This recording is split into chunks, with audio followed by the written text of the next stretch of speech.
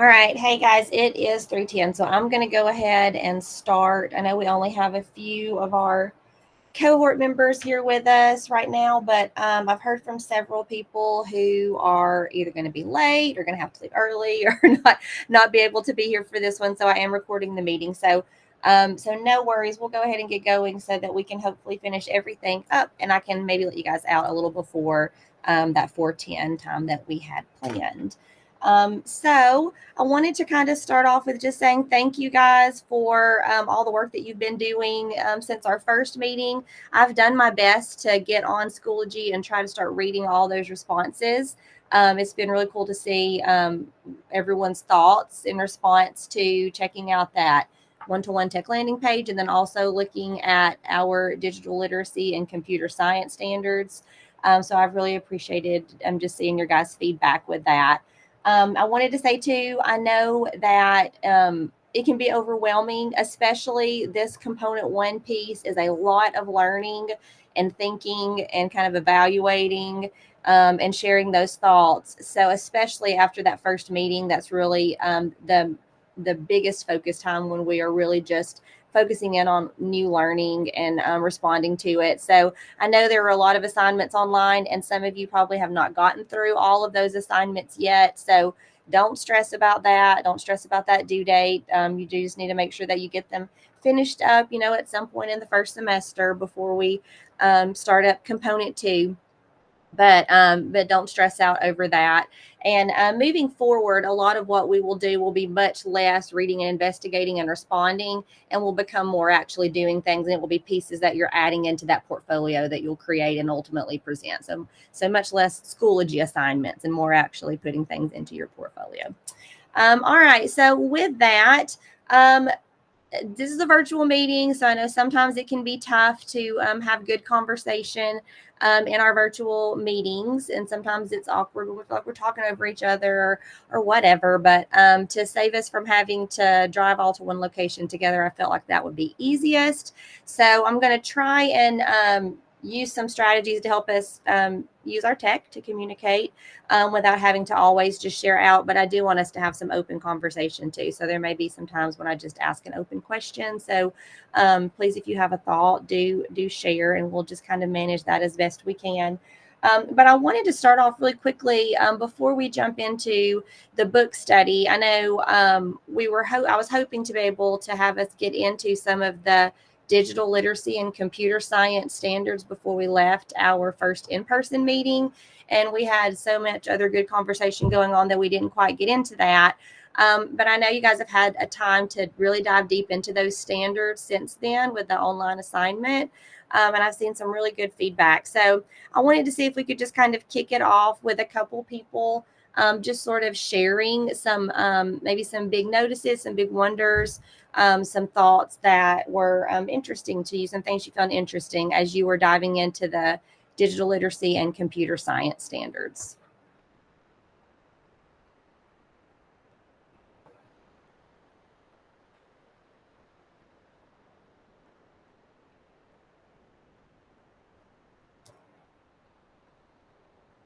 So somebody unmute and take it away.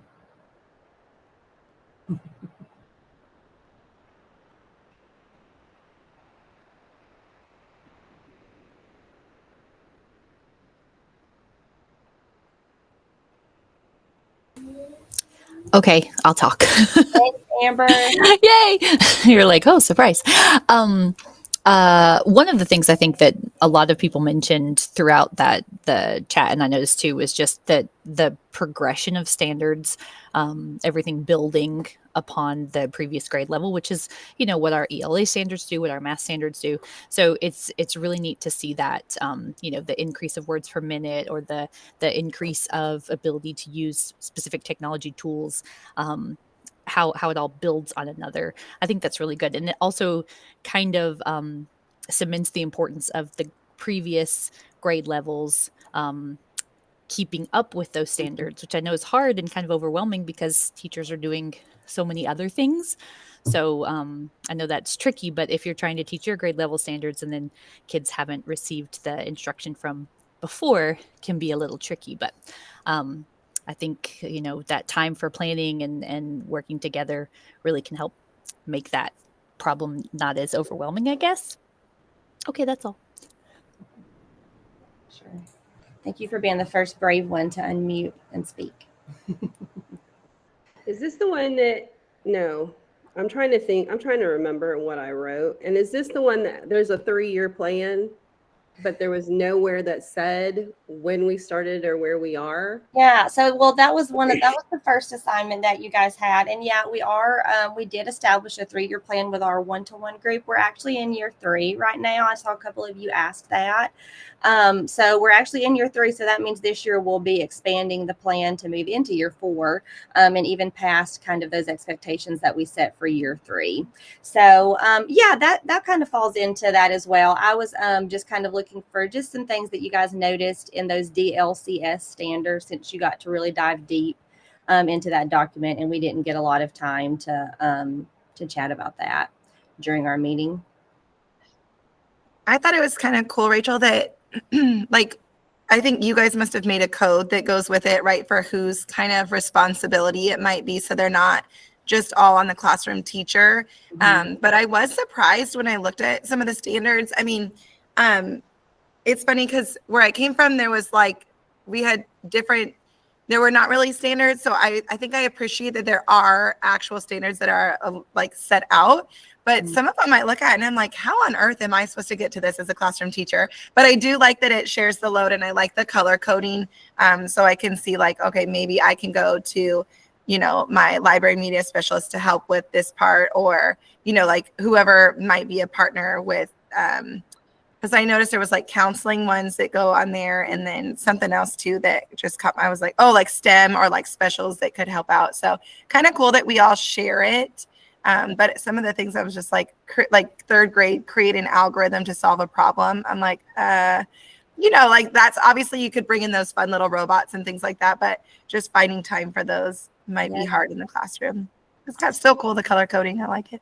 Yeah, and we actually need to update some of that. Some of that color coding is a little different now that we've expanded our STEM program. All of the computational thinking standards now too are taught directly in STEM class, which is pretty cool. So they get direct instruction on that. And then so many of those, like the algorithm one that you spoke to, kind of end up becoming these standards that aren't even so directed at tech. It's more just kind of thinking about it as a problem solving piece. We follow algorithms all the time when we wash our hands, when we walk down the hallway, that kind of thing. So yeah, and so we do need to kind of update that too. And a lot of those standards too, when we built out our STEM curriculum, we were sure to pull to the computer science and tech standards that felt just really out there, it would be a real push to try and find a way to easily fit that into the curriculum. So yeah, a lot of those are being touched on in the STEM classroom. But yeah. All right, I'm going to go ahead and move forward. So we'll have plenty of time, guys. We're going to jump into our book study. So for the book study, so that we can kind of do some digital communication too, I actually set up a Pear Deck for us. And I thought that would be nice too for you to kind of get some experience if you haven't had any with how Pear Deck works. So I'm going to share my screen, and you'll need to join the Pear Deck. So you can either do it by opening a new window, or if you have 2 screens up, you can pull it to one screen, or if you want to do it on your phone, you can do it on your phone. So however you want to do it. So I'm going to share my screen real quick.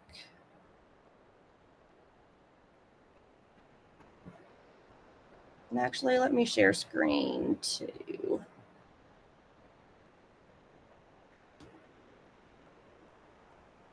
Okay. All right, you guys can see that. All right, so just so you know too, if you are interested in learning more about how a Pear Deck works, it's super easy. You have to do it in a Google slide, unfortunately. If they ever become a Canva add-on, they're going to take over the world. But right now it's just Google Slides. But to do it, you just go to your extensions, and everyone has this Pear Deck add-on. You just open it up, and then your little Pear Deck toolbar opens over to the right. And I can magically add any of these question types to any of my slides. So I'm going to start this lesson because I've already added the question types in. Sometimes it takes it just a second to open up, but when it opens up, you guys will go to joinpd.com, and then this is your code, CIKSOX.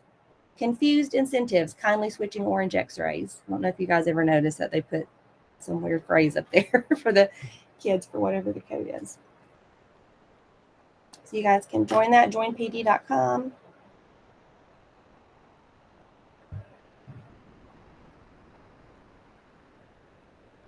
While you're getting joined, just like thumbs up. Have you guys enjoyed the reading so far? The Bold School book? Good. It's a really good one. Okay, I think we have most everybody, but this code will stay up in the corner. So if you get kicked out or if you were late joining, you can go back to joinpd.com and that code will stay right there. All right, so for this one, we are really focusing just on that chapter 1 and 2. And we got to listen to him do his introduction in the beginning. So I'm going to ask you for this first part. We kind of already pulled this up when we listened to the introduction. But if you will, you may have added to your 4 W's pathway as you've been reading, or it may just be something you're remembering, and that is fine too. But this is just an open response. So if you'll just share one takeaway just quickly from the reading that you did in chapter 1 and 2. Just to add that really quick. I'll pull that up so we can see what everybody's saying.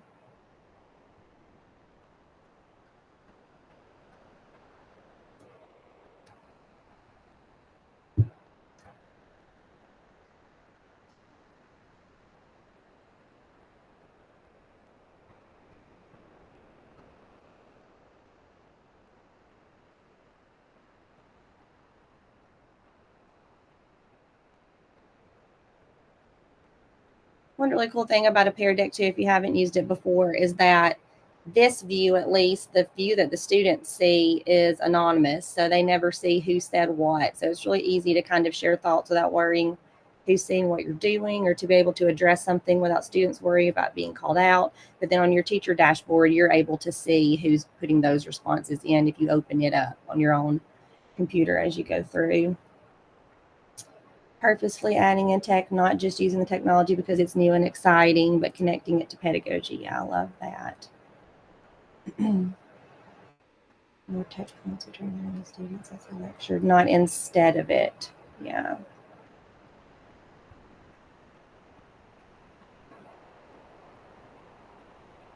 And with a goal in mind, find a strategy and only then find a tech tool. Yeah, you guys have got some great takeaways here.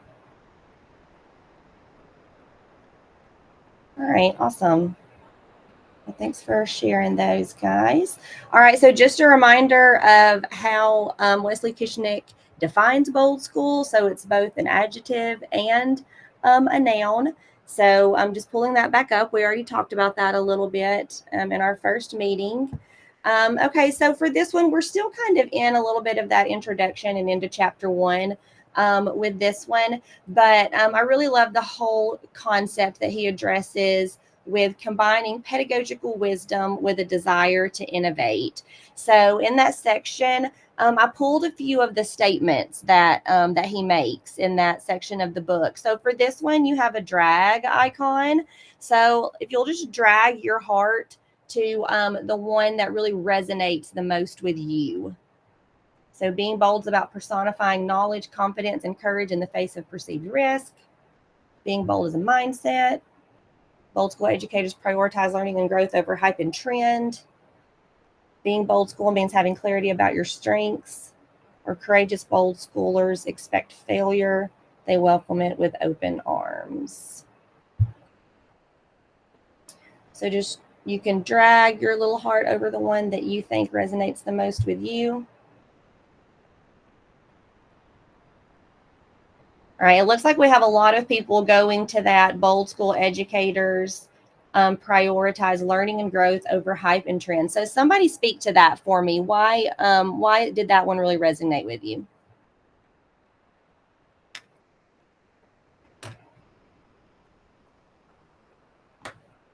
I thought it was really funny. Okay, I come from California, you guys. So when I heard him talk about the LA schools and their iPads, I was like, this is classic education, especially in California. And like the teachers that I used to work with always would talk about how people would implement things without that purpose, right? And so, you know, when something's new and shiny, you just want to go with it and roll with it. Or you see like on Instagram, the new next thing that everyone's doing. But like, you really need to think like, are my kids actually going to learn or grow? Or, do something great with this. And I think that a lot of people are trying new things, which is great, but I just don't know if it gets lost because it's new, it's not really benefiting them. So I think that's why that one, I connected with that one. Love it. I kind of feel the same. I kind of feel like it's trendy. There's so much pressure to be trendy sometimes, and that's not always the way to go. Mm. I think we also see it work in other rooms or other places, and we think, oh my gosh, that looks great. And then there's not the professional development or the follow through that helps us prepare for that. So even though it looks great on screen or watching someone else do it, there's so much that goes on behind the scenes that we don't always see. And I think that gets lost a lot of the time. I agree. And I think he even talks to that in one of the first 2 chapters, kind of the importance of building the prerequisites before you just jump into something. And that it is hard to realize that when you just go in and see this thing happen with these students that have practiced it and can do it well, and now they can carry it out well, and it's a meaningful piece of the learning, but kind of what had to happen before that to get to that place. What happened the first time when they tried it and everyone said, this isn't working at the same time, and the teacher was flipping out and it was chaos, because that does happen. So yeah, I can see that too. All right, guys. All right, so moving into chapter 1, I really love that he talks about these myths and truths when it comes to education. So I've put up those myths as well as the truths. For the first question, I want you to choose. We're going to do a poll now with the Pear Deck. So which of the myths challenged your thinking the most? So which of these myths that he speaks to really challenged your thinking about teaching and learning the most? Education is broken, the old way of teaching no longer works, kids are digital natives, or technology must drive all decisions?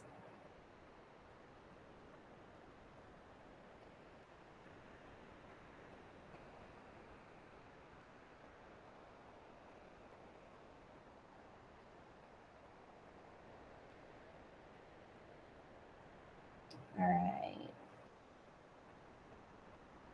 Let me change my. Let's see it either way. All right. So yeah, it looks like kids are digital natives is what most of us are agreeing on. We got a lot of people saying technology must drive all decisions too. I think for me, it's the digital native one too. I was guilty of being one of those people that said digital natives all the time, and talked about how kids already know how to use all the tech that we have in the classroom. We just need to let them do it. So I've definitely changed that mindset a lot for myself. So in what ways, someone who chose that one, that kids are digital natives, in what ways did what he speaks to in the book kind of challenge your mindset with that?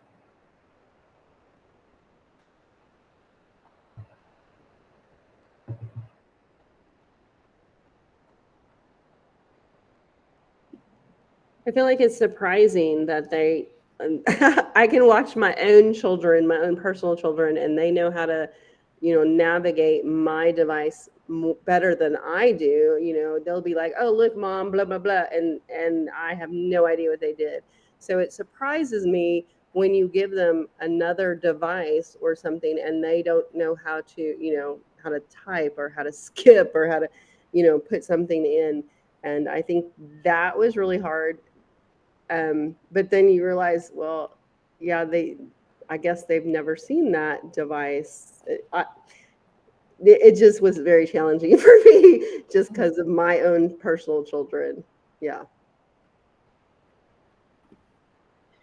I think it was important to think about some of the things he was saying are teachers had to teach us things. One of them he talked about, I think was how people don't know how to use, college graduates don't know how to use an Excel spreadsheet or something like that. And it's funny because when we were growing up, technology was so new. So I had classes for typing in high school and I had classes to learn those algorithms in Google Sheets. Well, it was Excel then, and so it really is something. He just pointed out how much we have learned technology in our lifetime. And I think that made me connect and realize that by the time I'm 3rd grade, so by the time kids get to me, they know how to turn their device on, but we need to not just think about the actual device, but the different apps that we're using and that they won't be familiar with those characteristics and things that go with those apps.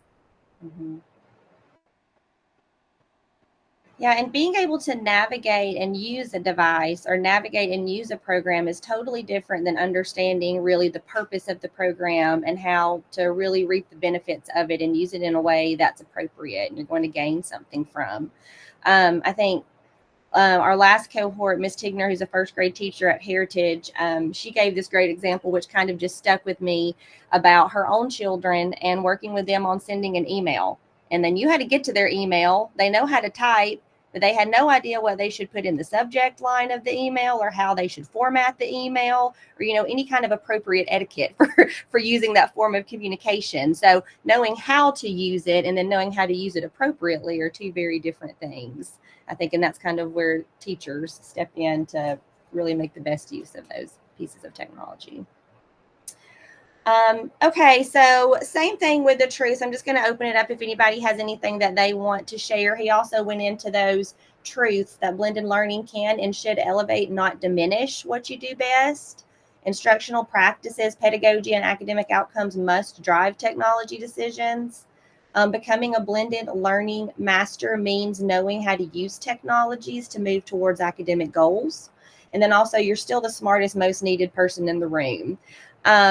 So any big thoughts connected to those, or as you were kind of going through this myths and truths part of the book, did you have any kind of moments that made you think about how these myths versus truths might sort of pose challenges to educators just in general? Maybe things in your own school that you think it would help to kind of be a mindset that's overcome for educators to be able to be productive with making tech decisions and utilizing technology. So I loved the first one where it talked about can and should elevate what you do best, because like when we went to Ron Clark Academy many years ago, and he really says like, whatever my teachers are good at, like that's what I want them to do. And I don't think that that's something that's celebrated anymore because they want you to do all the things. Like, and there is something to be said for being a well-rounded individual. I totally get that. But some people just have a particular niche where they are just really good. And being able to use technology to enhance that rather than trying to force them and pigeonhole them into a place that they're really just not, they're not comfortable with. It's not going to be as effective in the classroom, things like that. I agree. And that's a great point and a great mindset to try to continuously support in your school, because I do think that's a thing that overwhelms teachers, is seeing all that's out there and this feeling that I need to be able to do all these things with my students, but just taking that whole fear away of, no, you don't. If you have one or two things that are super powerful that you use in your classroom, we'll stick to those one or two things. Maybe every now and then you try to pull in something else. But being a great teacher who uses technology doesn't mean doing all of the things. So yeah, that's a great point. Any other thoughts with that? I think the one where it talks about you're still the smartest and most needed person in the room, especially with technology and especially with the even K through third, if you actually try to do something, a program that they're not familiar with, you really find out quickly that you are still very much needed to show them how to do technology, because although they have been around it, like we've talked about, they haven't done this program, or they use it in a way that we don't use it in education. And so that becomes really evident really quickly, I think. I agree. I think another space where we're always the smartest, most needed person in the room is when it comes to those elements that come up with using technology, like being able to persist when something doesn't go the way you want it to go the first time, or dealing with the fact that you're frustrated because this is tough. I think our kids tend to switch off, and especially with technology, they'll very quickly jump to that. Well, it doesn't work. it's not doing what it's supposed to do, that there's something wrong with the technology, right? So helping develop that mindset for them that the computer always does exactly what you tell the computer to do is so huge, so that they get to that place that they realize, well, if it's not working, the next question in my head should be, what do I need to change, about my action? So, I mean, if nothing else, if you're not there to help show them how to use the tech, you're there to help them with the way they're thinking about what they're doing, which, yeah, is huge. Any more thoughts before I move away from this one? I'm going to go kind of quick through the rest so that we'll have time for the rest of what we're going to do today. Oh, I already did that one. Okay, so when we get into chapter 2, on page 28 and 29, he talks about this goal strategy tool paradigm, which I think we hit on a lot too during our first meeting when we chatted. And he also goes into that in page 35 through 49. He starts talking about the Bold School framework for strategic blended learning, which I have on here, those 5 steps. And then he also goes into the rigor and relevance framework, which is kind of something that he uses when determining or making decisions with what he's going to integrate in the classroom and how beneficial it's going to be. So with that, I wanted to kind of ask you, and I've thrown some pictures up here to give you some ideas, but as you looked at that, and we'll just have a couple people share out for this one, did you make any connections with our one-to-one foundations that we dove into in our first meeting? So with that rigor and relevance that he talks about, or those Bold School frameworks, did you notice any connections with some of our one-to-one pieces?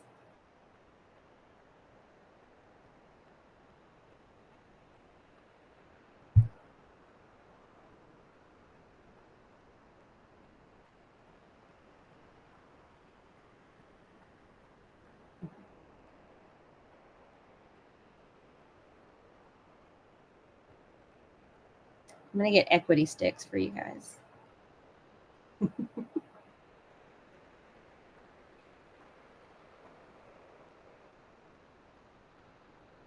All right, if y'all are going to make me talk, I'll talk on this one. So I have a visual that I'll show on the next slide. So I didn't pull this one up for you guys when we were kind of talking about the PICRAT framework in our meeting the other day, because there's a lot to it and I didn't want to overwhelm anybody. But I'm going to have copies of this one for you when we meet next time. But I feel like, and hopefully you guys kind of saw this too and you just didn't want to share, but I feel like that rigor and relevance framework that he utilizes is very similar to PICRAT, and thinking about that progression from passive to creative learning, and then from replacing what we're doing up to transforming it. So this is just kind of a visual that I created that shows kind of putting all of that together. So taking PICRAT, that increasing level of cognition that he speaks to, sort of moving through those levels of blooms that we looked at. And then how, as we see it move from replace to transform, it increases that level of relevance. And then we're increasing the level of cognition or rigor, moving up the other side of the spectrum. So just something to kind of think about as far as a connection. And I'm not going to have you guys answer this one. If you want to answer this one, you can, but we're going to go ahead and kind of move quickly so we can get on to our next thing. But just as a self-reflection, I'm going to ask you to, on page 48 and 49, there's a really good layout of that 5-step process for blended learning that he presents. So I'm just going to ask you to take a second and look at that and just kind of think to yourself, which of these areas do you know that you could work on improving in? Step 1 is identifying that desired academic outcome that you're trying to achieve. Step 2, selecting a goal aligned instructional strategy, so a proven strategy that works. Step 3, choosing the digital tool then that you think can elevate the effect size of that strategy. Step 4, planning the blended instruction. Or step 5, a self-assess of your plans and progress within that framework. So kind of afterwards, where did that activity actually end up falling in that framework? Was it effective? Did it amplify or transform? Was it high rigor, high relevance for my students? So you don't have to respond to that one, but just kind of be thinking on where in that framework can I kind of improve. All right, guys. So I'm going to end our Pear Deck session. And I am going to actually now jump over to Schoology. So you don't have to get on Schoology with me right now if you don't want. You can just kind of look at my screen, or if you want to pull yours up too, you can. So we're still in component 1. Module 1 is where you had your first assignments. Module 2, now there are a few things in there for today. And we're going to go through the rest of those things fairly quickly. You don't have a lot to do at all, really, before we meet in December. So there is an agenda and a reminder here. We've already covered our book study. We're going to talk a little bit about planning your tech integration plan, or integration lesson that we spoke about a little at our meeting. That's really the big thing you'll do at the end of component 1. That's the big thing that will go in your portfolio for component 1. So I'm going to talk a little bit with you about that today before we go. We're going to do a little bit of a portfolio overview of just really what is this portfolio supposed to look like? How is it structured? And then I'm going to give you some resources to help with that. But no stress and hurrying and getting that built. It's kind of on your own pace, and we'll come back and address it again in December. And if you're struggling at all with the structure for that and how you're going to collect all those artifacts and evidence that you'll present. And then we have kind of a fun assignment before we meet again in December. So I'll show you that one. It'll be quick and easy, and hopefully you'll think that it's lots of fun. And then just some things to not forget. Continue to work towards that gifted level 1 certification. We're setting December 5th as a, if possible, goal to complete that level 1 certification if you can. And then your common sense media training, we are aiming for December 18th to complete that one. And I know I've seen a couple people email. It is weird if you just do the digital literacy piece. Now, if you go through all of it and you get your common sense badge, they're going to send you an official badge, which is a great piece of evidence to have. But if you just stick with the digital literacy piece, which is all that's required for this, then they don't do a great job at sending you the follow-up email that they say they're going to send.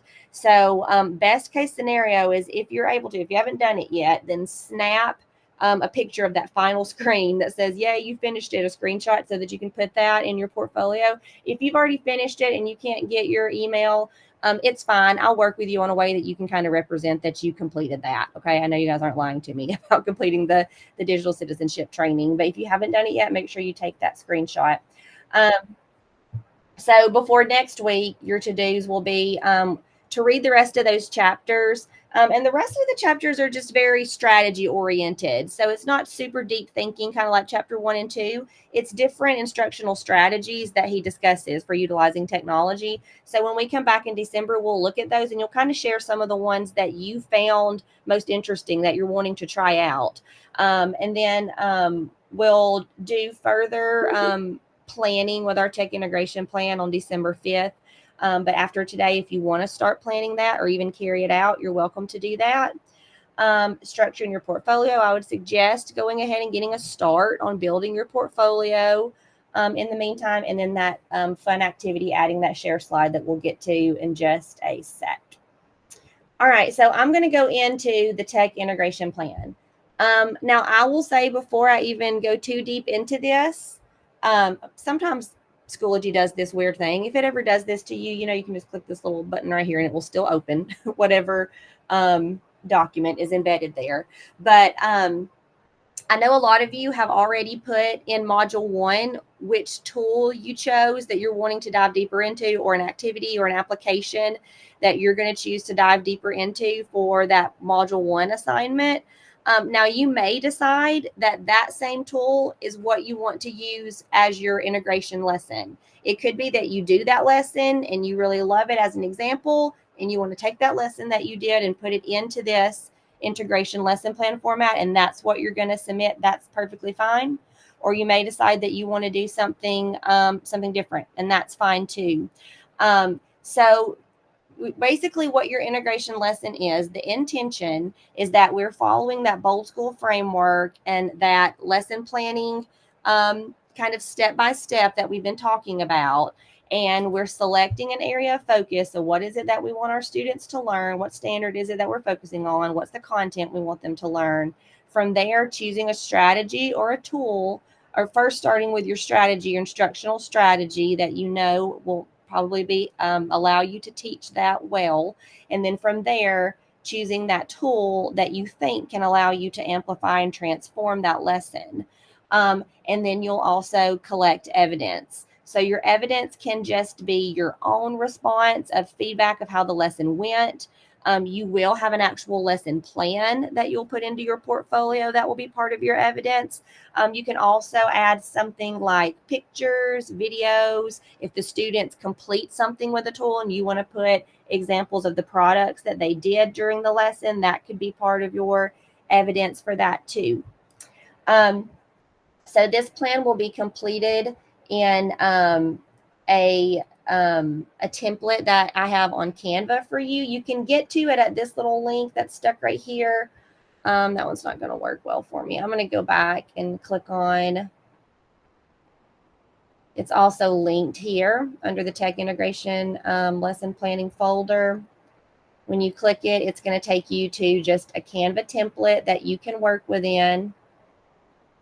So what you're doing here, you've got a place to, put in all your basic stuff, grade, subject, topic, your lesson focus and goals. What results would you like to achieve? What will you cover, or will you cover specific standards? What standards are you addressing? And then I'm going to ask that you set a SMART goal. So do your best to come up with a goal for your lesson that is SMART. So like real numbers or timeline. It's measurable. You can measure whether you achieved that goal. It's achievable, so challenging but not impossible. Relevant, so it's connected to an objective. And time-bound, there's a deadline for your accountability for achieving that goal.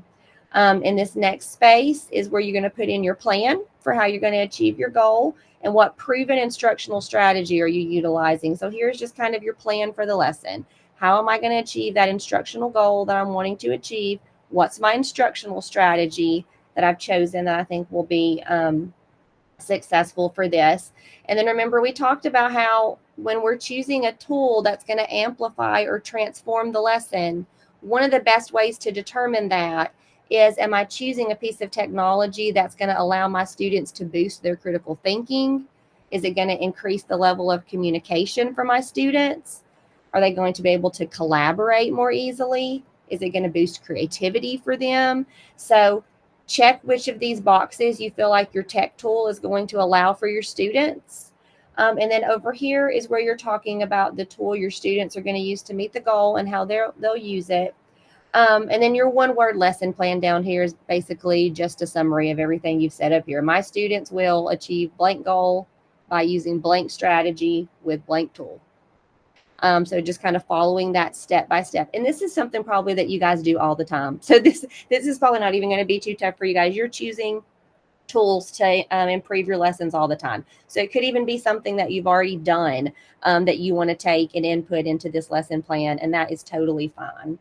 I will say I also, in this particular lesson plan, the things that I'll be looking for, which I think are going to naturally happen if you just follow the process, are to see that we're trying to move up that PICRAT scale. So we're trying to move from just replacing tech to amplifying or transforming the learning with what we're doing, that we're using technology to build one of these 4C areas or maybe multiple of the 4C areas, and that we're incorporating at least one or two of our digital literacy and computer science standards in some way with that lesson plan that we're going to submit. All right, guys, so that is your tech integration lesson, just kind of a preview for it. You're welcome to go ahead and work on it now if you want. On December 5th, we're going to have some time to work on it too. And I will kind of say December 9th through 13th this year is Computer Science Education Week. So if it feels like to you that would be the best time for you to try out this lesson plan, then you'll have December 5th with me sometime there that you could plan it for that week of December 9th through 13th if you're wanting to incorporate it then. I just wanted to kind of give you a heads up to start thinking about that, since it is kind of the big artifact that we submit in our portfolio for component 1. Okay. So that's that. All right. So we're going to move into our portfolio for just a minute. And I'm not going to just spend a ton of time on this. I want to kind of go over the structure and show you some basic things with Google Sites. But we'll get to come back to this again also on December 5th. So if you have questions or things you're struggling with, we can come back to it again. So this is the same portfolio resources folder that is in the the main folder, the component one, or maybe it's just in the elementary folder. So it's in two places for you, but I put these resources here. So the first one's just a Google Site tutorial. I'm going to go over some really basic things with Google Sites today, but if you feel like you need more than that, this Google Site tutorial is a great place to go to learn more about how you create a Google site. But it is very easy to do, and it's basically drag and drop. So they're very easy to do, but they also look very nice. So I think you guys will find it fairly simple once you've had a little bit of time to practice. And you'll probably like the way it, keeps things organized and the way it looks. The second thing that's linked in here is your Transformative Teaching Portfolio Guide. You definitely want to be able to come back to this. So you might even want to open this up at some point and star it so that you're able to get back to it. I'm going to open it up and show you what it looks like. So this is basically, it's a portfolio site that is already structured for you. So you can see an example of exactly what your site's supposed to look like. But this one, instead of having actual examples of what would be in the portfolio, it has directions for you on each part. I'm also going to show you how you can get to some examples from our previous cohort if you want to be able to see some of their portfolios. But this one's kind of like the guide. So you can see here how the site is set up. You'll have your home page. There'll be a page for your bio. And for right now, you'll also have your component 1 page. You're not going to have any of these other pages yet. You don't need component 2. You don't need reflection and next steps or yearly documentation. So you'll just be doing the first 3. And you'll be able to see as you click through this, it's going to kind of tell you. So this is your landing page. You may choose to utilize this space to briefly introduce your portfolio or to set up links to your portfolio sections for easy navigation, kind of like these.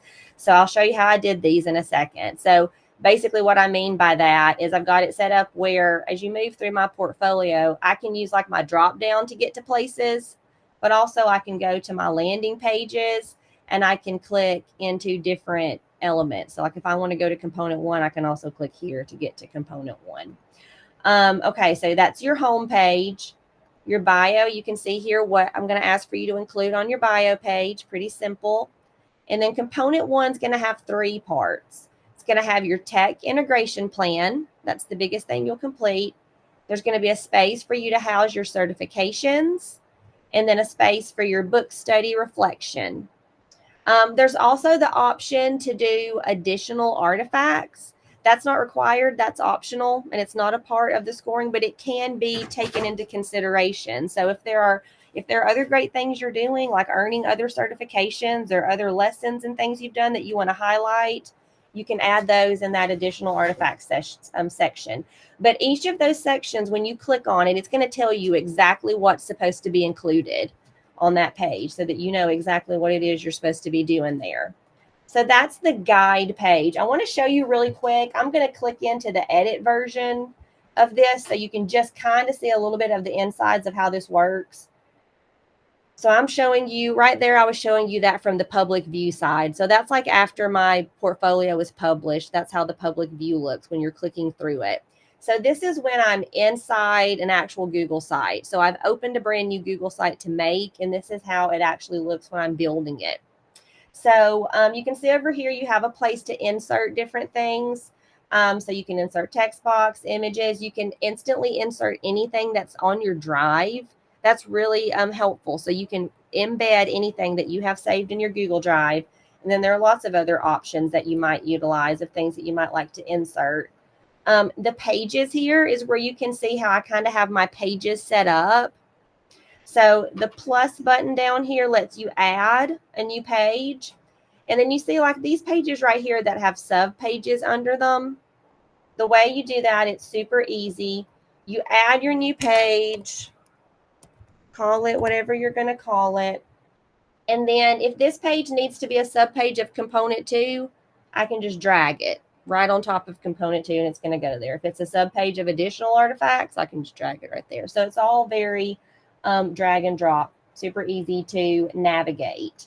And then as far as how I did the linking thing, so you have the pages set up where you can do the drop downs and get to them. but it also makes it way easier to navigate and look much more kind of professional if you use links to also help people navigate your site. So like right here, this picture and these words are linked. So basically the way I did that, when I added that image in, right here, you can see where I have linked it. I'm going to click edit link. Yours, you'll have this little link option to insert a link to things.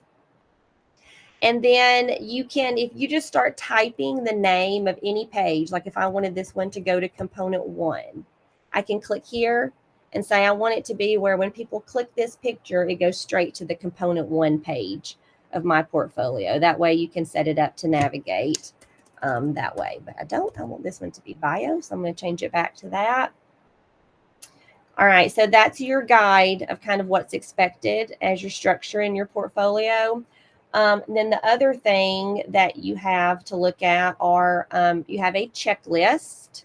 So I know a lot of people like to have checklists to follow. So especially as you're getting close to the end, this might be something that you don't utilize quite as much until you get closer to the end of component 2 and you're making sure you got everything you need.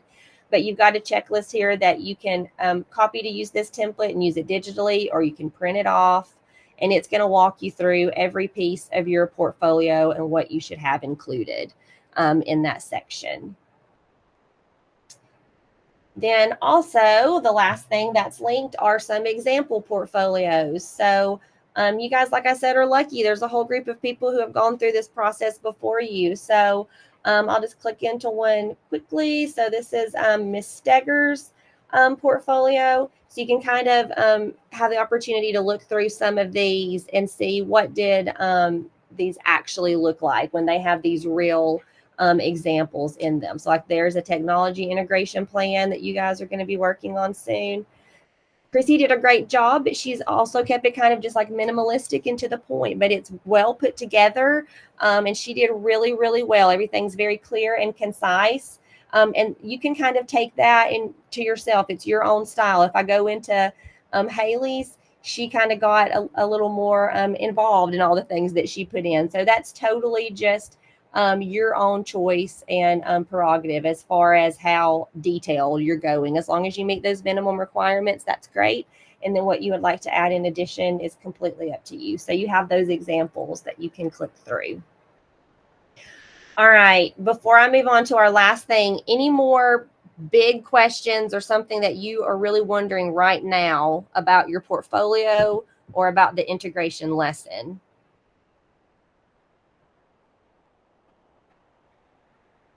You have plenty of time for your portfolio. I will say probably one of the things that most of the transformers from group 1 would tell you if you ask them for advice is you have time for your portfolio, but try and stay on top of it. Because, you know, when you get to that end of the year point where it's time to be presenting and you're having to backtrack and remember all the things you did and put all that stuff in, that can be tough to do. So once you do the integration plan, go ahead and put that in your portfolio. If you've already earned your certification, your Google certification, and you have that evidence, go ahead and start building the structure of your portfolio and putting that stuff in. So you're kind of doing it along the way and kind of notching away at it along the way.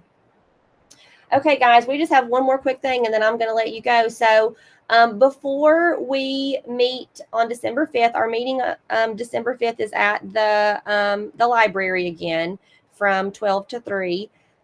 So I'll see you guys there then, but just a couple of reminders. There's a book study reminder here. Remember, we're going to look at chapters 3 through 13 when we meet then, and then something fun. So you have one little assignment on here that you need to do before then. So if you'll at some point click on this share slide assignment, and it is going to take you to an editable Google slide. If you click the little expand out button, it'll take you out to a big version of this. And you guys should all be able to edit. So this one's just kind of something fun and silly, and it'll be how we start off our next meeting. So I want you to share for us, when and how did you fall in love or like with tech?